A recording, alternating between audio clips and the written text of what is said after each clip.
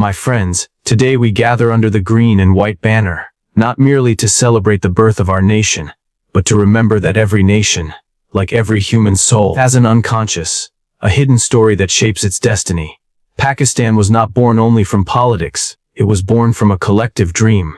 A vision so powerful that it united hearts across mountains and deserts. That dream still lives in us, but it also demands something from us, to awaken from the shadows of fear, division, and despair, and to step into the fullness of our national self. A country is a living psyche. If we want Pakistan to rise, we must first awaken the archetypes within: courage, wisdom, sacrifice, and unity, and live them in our daily actions. Just as every individual begins life in a state of pure potential, Pakistan too emerged in 1947 as a seed of immense promise. In that moment of birth, there was innocence, there was hope, and there was the unshackable belief that a homeland could be shaped by ideals rather than by chains. Yet, like the growth of any human being, the journey of a nation is not linear. The child must stumble before it walks, must face storms before it learns strength, and must confront the contradictions within itself before it discovers true identity. The early years of our country were like the early years of the soul, full of dreams but also touched by fear. And if we, as a nation, remain forever bound to the wounds of our beginning, the partition's pain, the uncertainty, the divisions, we risk living in a perpetual childhood, reacting to the world rather than shaping it. The process of maturing, for both a person and a country, demands that we face our history with honesty. It means holding our achievements with pride, but also holding our failures with courage. When Jung spoke of the self, he meant the fully realized whole, a unity of all parts, conscious and unconscious. For Pakistan, the self is not yet fully formed. It waits for the day when we integrate our virtues and our flaws, our diversity and our unity, our tradition and our progress. It waits for the day when we stop pretending we are already complete, and instead commit to the lifelong work of becoming. Our independence was the birth. Our destiny lies in the maturity we have yet to achieve. In Jung's understanding, the shadow is not some external enemy lurking in the darkness. It is the hidden side of ourselves, the parts we prefer not to see. For a nation, the shadow is made up of its unacknowledged weaknesses, its denied mistakes, its uncomfortable truths. In Pakistan's case, this shadow contains the corruption we tolerate, the divisions we nurture, the intolerance we excuse, and the apathy we allow to creep into our hearts. It is the habit of blaming others, leaders, systems, history, while refusing to look in the mirror. Yet Jung also taught that the shadow is not purely destructive.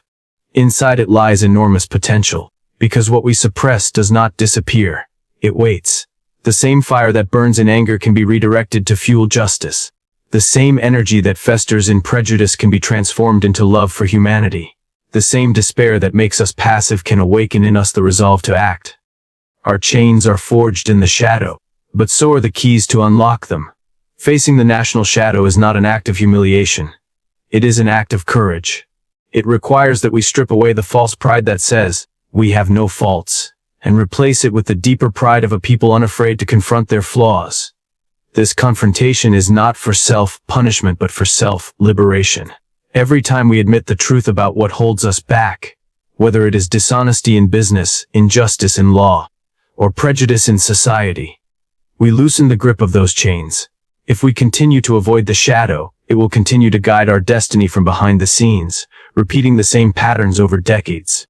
But if we step into it with open eyes, we will find that what we thought was our darkness is also our untapped light. In that moment, the shadow becomes not our jailer, but our teacher, showing us the way to become the Pakistan we were always meant to be. But the warrior we need today is not one who wields the sword of violence. It is one who carries the shield of integrity and the weapon of discipline. This is the warrior who does not retreat in the face of poverty, illiteracy, or injustice. This is the warrior who sees corruption and chooses not to participate, who faces pressure to compromise values and refuses, who looks at a broken system and says, "If no one will fix it, I will begin." The battles of our era are fought in classrooms, in courts, in offices, in streets.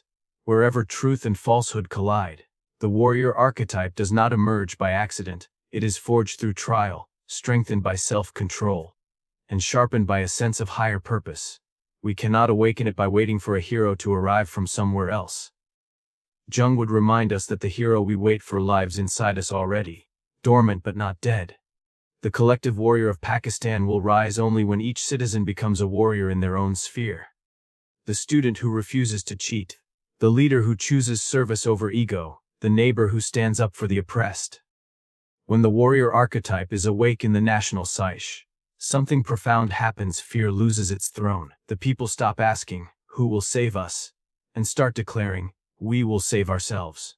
And in that awakening, Pakistan will discover that its greatest strength was never in the size of its army or the height of its mountains, but in the courage of its people who, in every small and large way, refused to surrender to anything less than the dream that gave them birth. In Jungian thought, individuation, the process of becoming whole, occurs when the fragmented parts of the psyche come into harmony without losing their uniqueness. For a nation, this same principle applies. True strength comes not from sameness, but from the integration of differences into a shared purpose. Pakistan's provinces, cultures, and languages are like distinct organs in one living body. Each has its own rhythm, its own beauty, its own contribution. But if the organs refuse to work together, the body grows weak, no matter how strong each part may be on its own. Unity, then, is not the erasure of identity, it is the recognition that identity flourishes best in cooperation. Sindh's history, Punjab's vitality, Balochistan's resilience, Khyber Pakhtunkhwa's courage, and Gilgit-Baltistan's serenity, all are threads in the same tapestry. The tragedy comes when these threads pull away from one another, tearing the fabric of the nation. This is not just a political issue, it is a psychological one. Division is the work of the shadow, the unconscious belief that my gain must mean your loss. But unity is the work of the conscious self, the understanding that your gain is my gain, because we are part of the same whole. In the alchemy of nations, unity is the great transformation. It turns suspicion into trust, rivalry into collaboration, and isolation into belonging. This transformation does not happen in speeches alone, it is forged in daily acts of respect and fairness.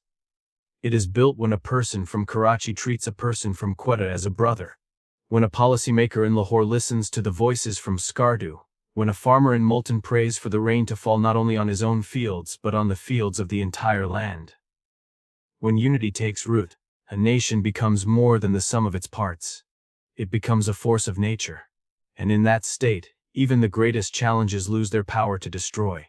For a divided nation can be weakened by a whisper, but a united nation can withstand the loudest storm. Pakistan's future depends on this alchemy. The question is not whether unity is possible.